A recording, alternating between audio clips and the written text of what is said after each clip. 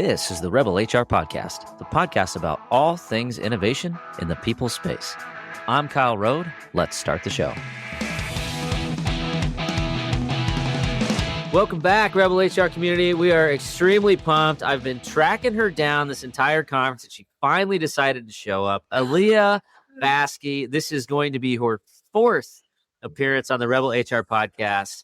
And I am really excited to reconnect because it's been almost 3 years, believe it or not, since you were last on. So welcome back. Thank you. So she is been just killing it in the world of HR. I've been involved with Disrupt HR and just making a really big positive ripple. So thank you for taking some time to join us today. Of course. Love the pod.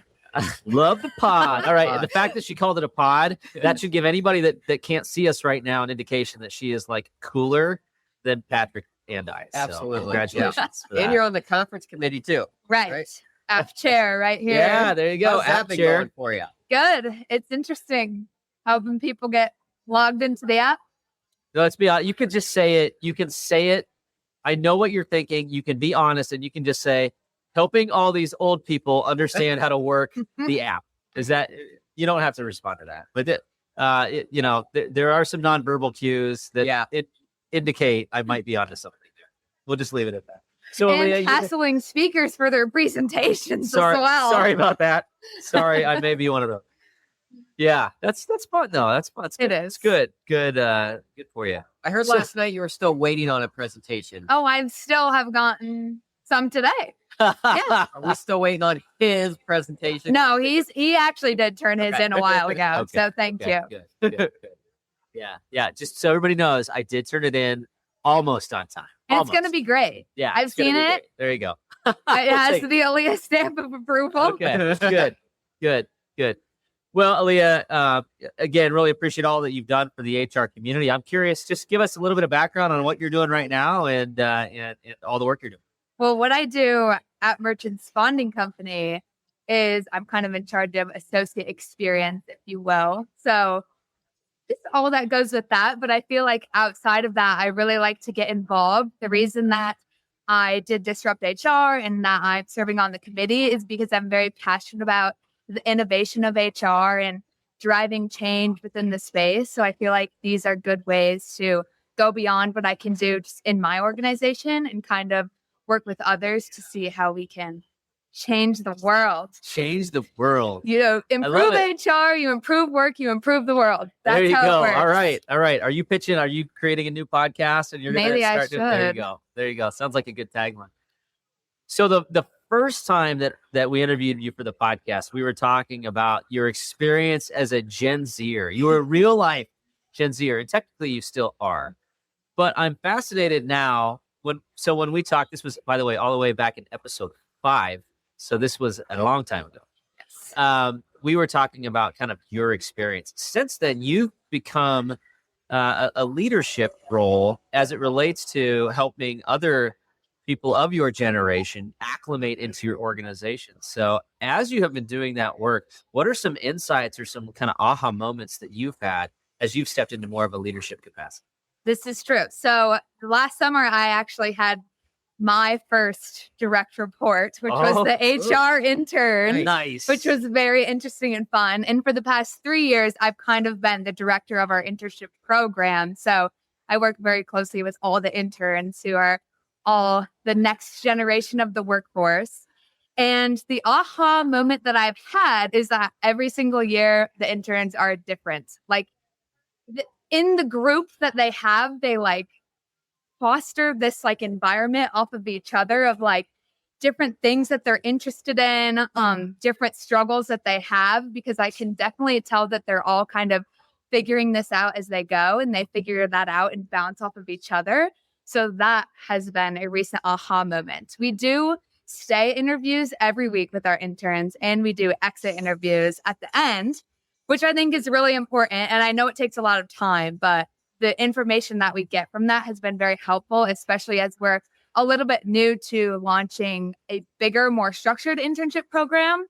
So what I found in those exit interview, let's say qualitative data, is that every year it's very different. They all want to learn different things. They all had different challenges. So I think that's been the aha moment, is that they're all kind of going to be learning from each other, and each cohort might adopt different habits and behaviors. So I'm curious about that. With your structure and process with the program that you have, is there anything specifically over the past few years that you've taken from their feedback to incorporate into changing the employee experience at your organization? Well, I think that one of the things is that at first, I feel like I was an intern in 2021, and we were very early on, like kind of the first year, if you will, of Generation Z. And I feel like we were adopting what people said about us, if that makes sense, and like trying to counteract that. And over the past 3 years, I feel like the generation now, or the, I guess, class now coming into the workforce is kind of like, we're not going to do that. We're just going to keep doing our own thing. We're going to live true to the values that we hold.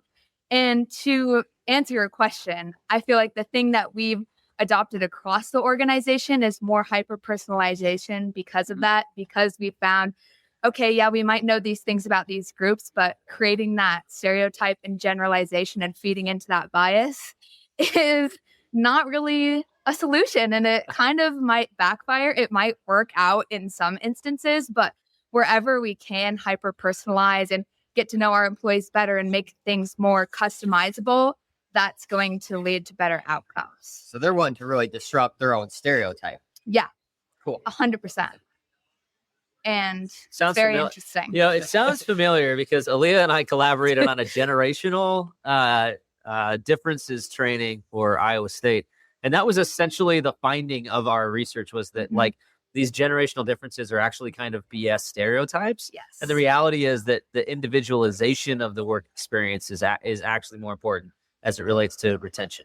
Yeah. And it's engagement. more work, I feel like, on the front end, obviously, to make things more customizable, but I feel like it pays off in the long run, because you might be overgeneralizing this whole entire group of people, and then you just spend all these resources doing something they don't even want, or they're going to change their mind and try to like counteract what you're trying to do with the generalization. Then you're like, we want something completely different than that. So that's what I found a lot in the internship program, is I was trying to take the feedback from the last year, implement that. Well, then the next year they said, we don't want that. We want the complete opposite of that. So it's super interesting. So I think what you're getting on there is something that I think is fascinating, and that is the fact that we are so often operating off of assumptions, but a lot of times the data that we consider to be data that we're making decisions off of to do a quote data-driven decision might just be inaccurate. Yes. Because there's so much data out there that the reality is that, you know, you could probably find a statistic for whatever you want. Mm-hmm. So the reality is that you actually have to ask your employees and team members, what do you want? Yeah. And then do something about it, right? And regularly, because I will say I have the access to look back at my own exit interview when I was an intern and the things that I thought I wanted versus like when I actually got into the workforce and implemented those things that I thought I wanted, it has changed. And so that's another thing, as we take interns, and we have a really good conversion rate. Over 50% of our interns have become full-time hires. So then when they're a full-time hire, we're like, oh, do we need to do a 90-day with them? Or do we need to do this and that? And you do. It's really, really important that you keep connecting with your employees and keep getting that feedback, because especially when we're young and just figuring this out as we go as Generation Z, like it's all going to change very rapidly. I'm curious, with your, couple years in the workforce now, what has, from coming into the workforce to being in the workforce now, what has surprised you by employers? I mean, a lot. That's a hard question, though. Can you be more specific? Like within the employee experience, like what they really value versus their product versus their employees. What has jumped out at you if they just, wow, they really value their customers over their employees, or that sort of thing? Yeah, I would say I have understood the value, and I think that's partially because I will say my team is very transparent. like within HR. And I feel like I understand that. Something that has surprised me is the lack of, like, I don't know. I joined this corporation and you think the people at the top have everything figured out. And you think these big corporations have everything figured out. And I've talked to other colleagues about this, of like what I expected to be like the level of, like, let's say strategic planning. Like, I think these super, super specific things, these specific goals, metrics, all that stuff. And I was like, do we have that? Like, why am I not getting that information? And some of our other employees were like, why don't you share more about the strategic plan and stuff like that? And it's because you don't get into that specific, even at the highest level. So I think that's been interesting. It's something that I was very naive about, is like what you learn in school and how specific your strategic plan is supposed to be and all of that. And the fact of the matter is, maybe they don't have it. Maybe they don't know. Well, I'm laughing out loud, literally laughing out loud, because it's just like, yeah, that is the truth. Like, a lot of times leaders are like, I don't freaking know. Yeah. Or they don't say that and they really try to like generalize. And they're saying it deep down inside. They're like, I have no effing clue, but let's just go this direction because it seems right, and but yeah, a lot of times, the perception from others is, oh, they know exactly what they're doing. So, which I feel like for a leader, I wish that leaders would say they don't know more, because, well, one thing that is true about Gen Z, and I actually do think this from what I've seen the past 3 years, is they really want to contribute their ideas. And if people don't admit they know, we're just going to think, oh, you're holding back information because you don't think that I am high enough to have the privilege of having that, or whatever. But if you just said, like, we don't know, chances are they're asking what it is because they have ideas and they want to contribute them. So yeah, I think that's something. Well, I think this is a fascinating, kind of point in the discussion.